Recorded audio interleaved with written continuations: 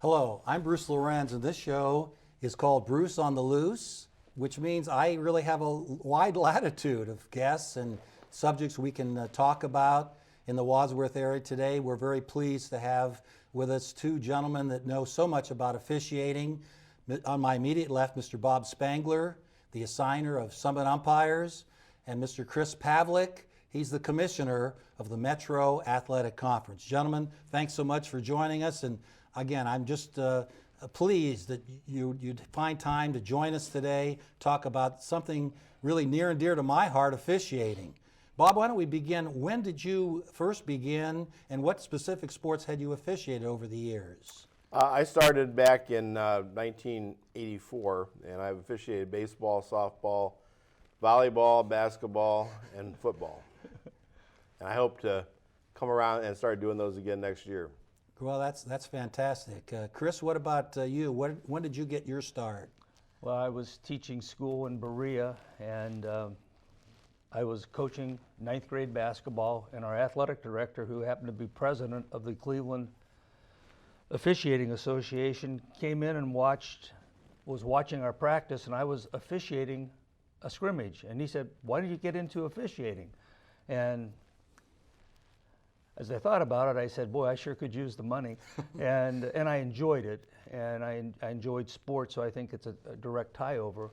So anyway, I took my test, did all the things you had to do to become official, and he helped me really get some games. And it's been I've been involved in 45 years now, and it's been a wonderful journey. Chris, what about some of the duties that you would be responsible for as the commissioner of the Metro Athletic Conference? Well, this is a new conference that's not starting until next year, so right now it's a lot of startup, a lot of learning. One of the things I've learned, the responsibilities just seem like they never end, and Bob has been involved as a commissioner and an assigner for years. But what I found is it's like anything that you do career-wise. You got to be a good communicator with your athletic directors and your principals and your superintendents. My assistant commissioner is Ron Fuller, and we talk like almost every day. But some of these duties are setting up schedules for all the teams, including middle school and volleyball, wrestling, sports that I've never been involved in. Also, we're doing officials evaluations, which I've done about 6 high school basketball games just since the season has started. We also are bylaws, constitution, a new logo for the league, getting that approved. We're trying to get a corporate sponsor right now for our league, which would really take a financial burden off of our schools. I've got to run monthly meetings with principals and athletic directors, and that's not easy because you got to keep those meetings going. And right now we've got a laundry list at every meeting to discuss. One of the things we're really trying to do, though, is, and Bob knows this, assigning officials is really an important thing. And we're trying to upgrade our officiating. And that's why I'm going to see 3 boys games a week and at least 1 girls game a week, and get to know the officials we're going to hire, so we're in a better position moving forward. But that's a tough job because you've got 5 officials for every basketball game, so it's tough. But it's been a good journey so far. Bob, what about some of your responsibilities as a signer for Summit Umpires? What would that entail? Well, that's changed over the years because it used to be pretty much that a local assigner of a baseball or softball group would take care of different schools in the area, but the state has gone to, they want organizations to be more inclusive, so you really can't have an assigner in an organization who's tied, all the schools have to go through them for umpires. And so as a result, a lot of the job now is recruiting umpires and scheduling the summer games that we have. What about over the years, the expansion of girls' sports? How has that impacted officials? What's definitely increased the number of officials we need, and particularly in the area of softball and baseball. It used to be once you had a baseball card, it was inclusive of softball also, and as softball became better and better, the need for you to get certified only in softball and only in baseball. So some of the guys had to go to twice the meetings, and it certainly cut down some of the umpires that we had. Chris, what about the traits to become an official? What would you say, or 3 or 4 traits for someone to be a successful official? Well, I think first of all, you've got to be willing to learn. Unfortunately, I think a lot of athletes who played a sport, eventually maybe they want to stay competitive, they get into a sport, so they know the sport, but do they know how to officiate? And so I think a willingness to learn. I think, speaking of basketball, I can think of some officials that I worked with over the years who probably were some of the worst rules interpreters in the world, but they were the best communicators, handling coaches, taking care of business on the floor. So I think you got to be an excellent communicator. I think you got to be patient, because I think a lot of officials, especially, they think they work 1 or 2 years. I'm ready to move up. Be patient. And I think the other thing, I got a lot of traits, but I'll just go to this one, is having a thick skin and not taking criticism personally. You go to games, and I sat next to a fan the other day observing officials, and according to him, the officials didn't get a call right all night, and I thought they did a fabulous job, but it was so one-sided. When his team got the calls, great call, the other end they were bad calls. So, and he was very good at yelling at the officials, but I think young officials especially can't take it personal. It's got to go in one ear and out the other. And then I think really the other thing is being able to take criticism from people like Bob and I when we talk to them after a game, saying, hey, if you want to get better, here's some of the things we need to work on. So, there's a lot of traits, but those are just some of them. Well, I certainly appreciate that. And I do concur in regards to patience. Sometimes young people remind me some of the track athletes I had over the year. They wanted to throw the shot put 50 feet, but they didn't want to progress to 35, 42, and then maybe get to that goal. They wanted it right away. I certainly concur with that. Well, it's always so much easier to take your time getting to a certain level as an official, because if you're not ready and you get knocked down a peg, you may never get back up to that level. So, I always say, make sure you're ready. Make sure you're ready. Right. Bob, I recall during the recession we had in 07, 08, it seemed like we had a lot of people coming out of the woodwork. Maybe their hours were cut. Maybe they entirely lost their job.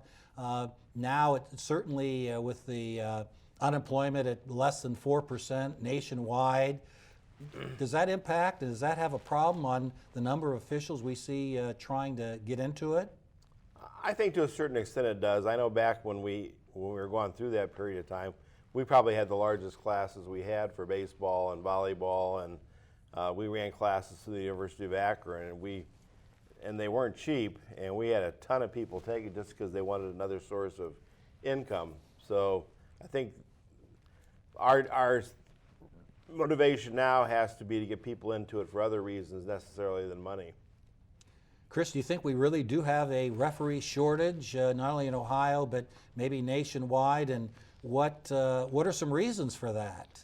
Well, I definitely think there's a shortage, but I think also there are a lot of officials who are getting into officiating, but they decide they're not going to officiate high school. Right now, think about basketball, AAU basketball all summer. So recreation basketball. So if I'm an official, I get in it for the money. I can work 12 months a year and really make a really sizable income. But I think at the high school level, I think we are experiencing a shortage. I think some of the reasons for that, I believe, are impatience. I think people get into it and they say, gee, this is harder than I thought it was, or it takes up more time than I thought it would take up. But again, I think good officials, and I was talking to some friends last night about this show and some of these questions that I knew we were going to be fielding. And I think good officials don't get into officiating for money. They get it because they love the sport, and they stay in it because they love the sport. But yes, here's an example, Bruce. I talked to a good friend of mine in Southern Ohio who runs his basketball association down in the Marietta area. And he told me that they, at one time, about 3 years ago, they had about 140 officials in their association. They now have like 70. And he said the problem is the average age is probably around 55. We don't have young guys coming in. So I think there is a shortage. I also think there's a shortage of quality officials. And that's what we're trying to do. I think Bob and I, in our roles, are trying to get the officials who come into the game, help them develop so we have that quality officiating continue. You see that also, don't you, Bob, in baseball and softball? Yeah, I mean, I think a lot of the problem is, to maybe sound an unpopular view, although I've talked to Keith Walker, who's commissioner of the Suburban League, about this, we schedule so many of our games at the same times. For example, in volleyball, varsity and JV volleyball are almost always on Tuesdays and Thursdays. And what Keith and I had talked about is if we even moved one league and rotated maybe, and the reason for that is coaches like to be with their teams for practice on Monday and Wednesday to get them ready for these games. But if we were to alleviate that a little bit and say one league plays on Mondays and Wednesdays, they would probably get the better officials, and it would help ease the burden on the other days of the week. Same thing with JV football. We are asphyxiated on playing JV football at 10 o'clock every Saturday morning. And the problem we have there is a guy can go out and do 5 Pee Wee football games and make $200, or he can do our JV game for $45. So a lot of the problem is if we would be a little creative with scheduling as schools and as commissioners, this would be very helpful to create a better flow of umpires. You know, and officials. I would agree with that, Bob, because we've talked about moving our JV football games to Monday. Yeah. Now we have plenty of officials. And why can't a boys varsity basketball game be played on a Wednesday instead of a Tuesday? Because that does create a shortage automatically. And you know, I think if there was some creative scheduling, we would free a lot of time up for officials to work. Right. And that doesn't preclude the need for us to get more people in too. We also talked, Chris, you mentioned about, you know, moving up, stepping up. We have on the table here all the rule books, and that's last year's, all the rule books associated with basketball. And I don't know if John could get basically those up on the screen, but the people that get into fishing, they have to study and they have to get better, don't they? Yeah, absolutely. You know, it's you think you know the game until you get into a situation that you said, I've never seen that before. What's the right ruling? I'll give you an example of that. I was working a regional final boys basketball game in Dayton. We had, I think, 13,000 people in Dayton Arena. We had a 1-point game. We are in the last 3 minutes of the game, and we have a 7-footer for one team who's got 4 fouls on him, best player by far on the floor, and we have a double whistle by 2 officials, and both of them have given their signals. One of them is doing player control, one of them is doing block, and both of them are heading to the table. So now what do? So we call a double foul.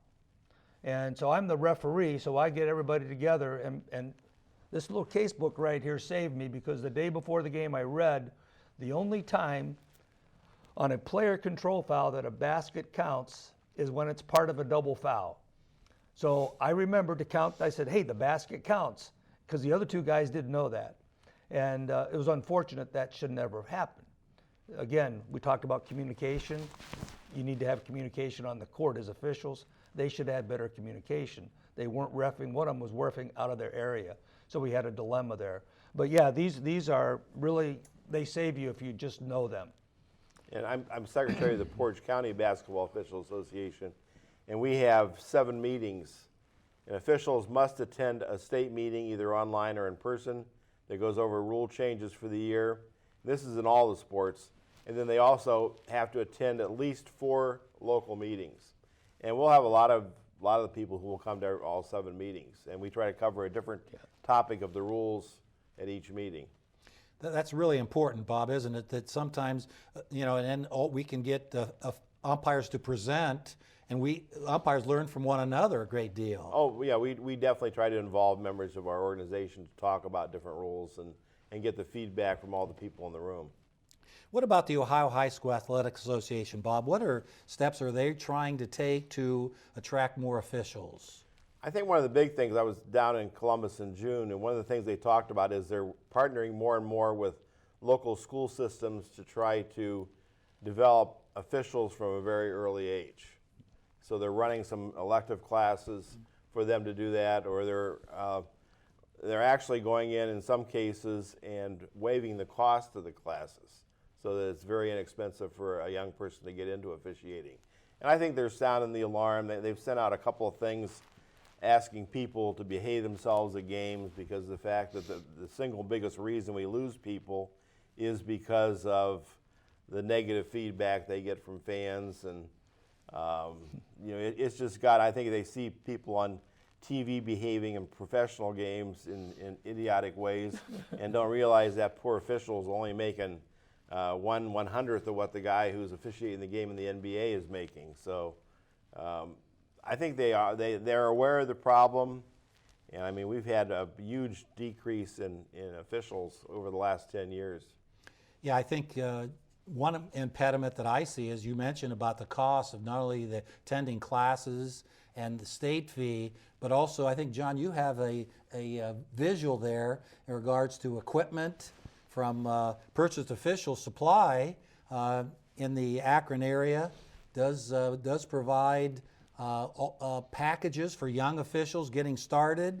And if you're outlaying $350, $400, that's before you even do a game. And Chris, I think certainly the costs in the basketball with your jacket, your top and your pants and shoes, that runs into some money too, doesn't it? And typically, you soon find out you probably need to carry 2 of everything. 2 shoes, because I've seen people blow out shoes in the game.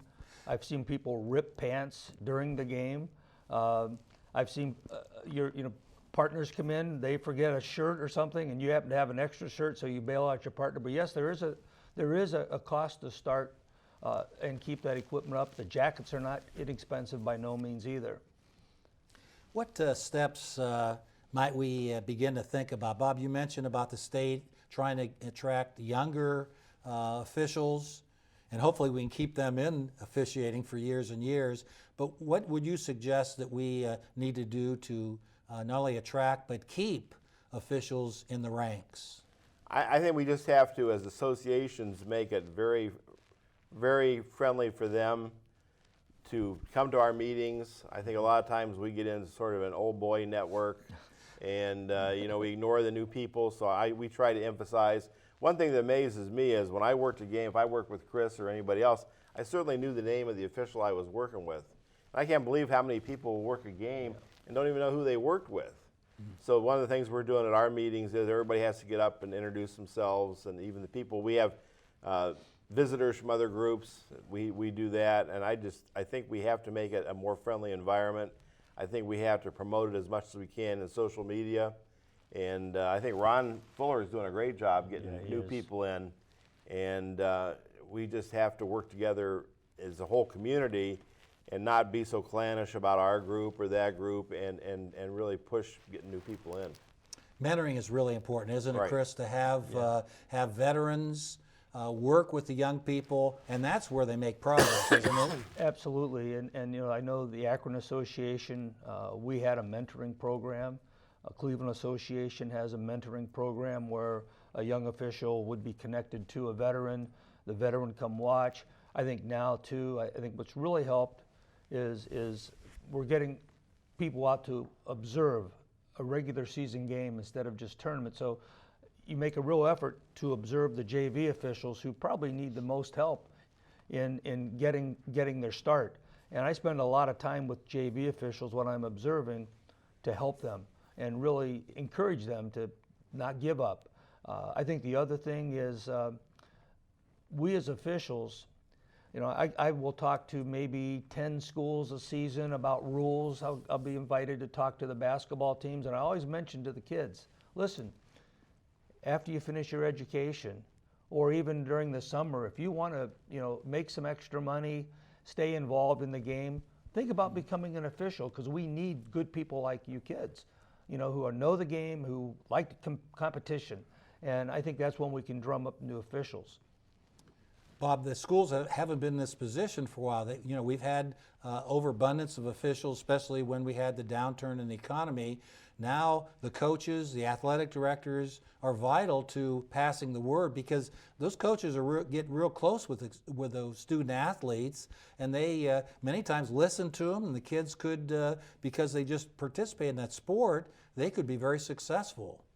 We've tried a lot to get coaches to recommend people they think who are good players, who maybe would become good officials.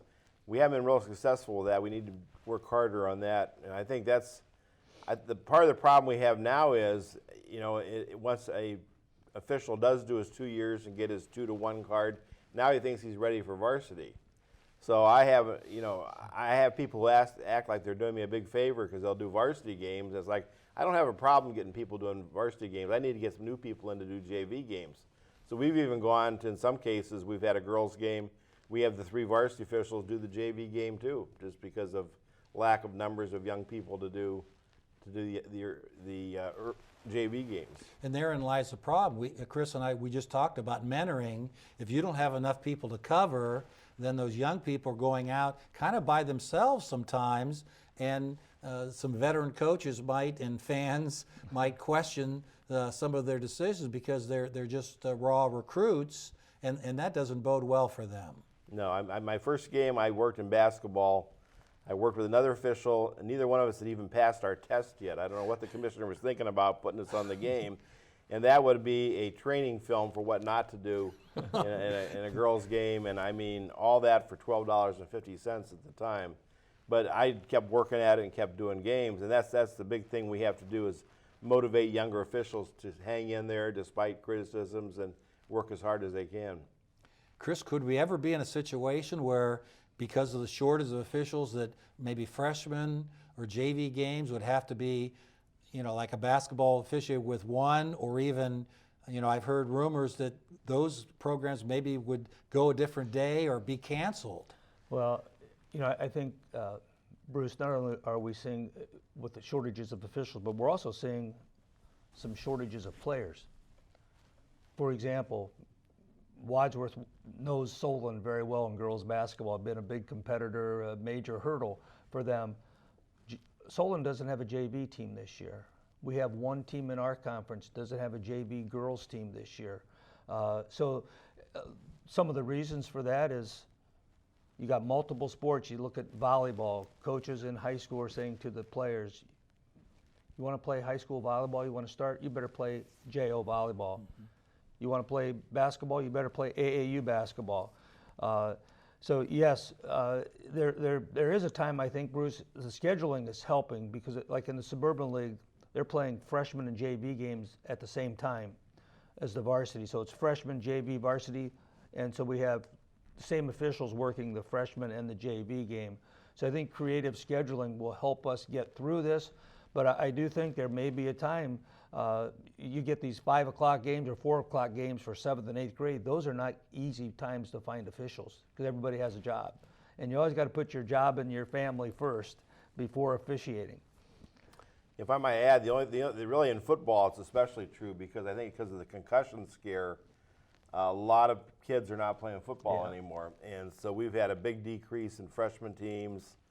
Even as we wear through the season, as kids get worn down, well, a lot of times we'll have JV games canceled on a Saturday morning, and that's how we basically fill the games is by having a lack of teams to play. Yeah. And if we ever had a full contingent of games, we'd be in trouble. Bob, what about appreciation? Do the fans and players, are there ways that they can say, hey, you did a good job, we really appreciate what you're doing? I don't see that very often. No, I mean, you'll have, even when I officiated, you'll have some people who get it and they will come up and say, hey, ref, nice game, or you did this, or they might, I've had coaches yell at me during the game, and then when they went and watched the film and saw that maybe that call was the right call. And so I think sometimes, and in most cases, when you see them out in a social setting, they're pretty nice to the ref, but when you're on that court, it's a very competitive event. Chris, is there a way that fans and players can thank the officials? Well, you know, I think the ultimate compliment to an official is when, first of all, people don't even know you've been in the stands or you've been in the game, and you know, there's so many things that go on in a game. You're not ever going to call a perfect game. As a coach is never going to coach a perfect game, nor is a fan going to be a perfect fan. But I think the ultimate compliment to an official, in my opinion, is when the coach who lost the game takes the time to come knock on your door and say, "You guys really did a good job tonight." I think that's the ultimate compliment, and that goes a long way, because I think if you're a really conscientious official and you've made a bad call, you take that call home with you all night and the next day. It bothers you. So having somebody say you did a good job goes a long way. Gentlemen, thank you. We covered a lot of areas today about officiating, and hopefully we have stimulated some people to take a look at the show and possibly get in contact with you to get into the very interesting occupation of officiating. Thanks very much, and we'll see you next show.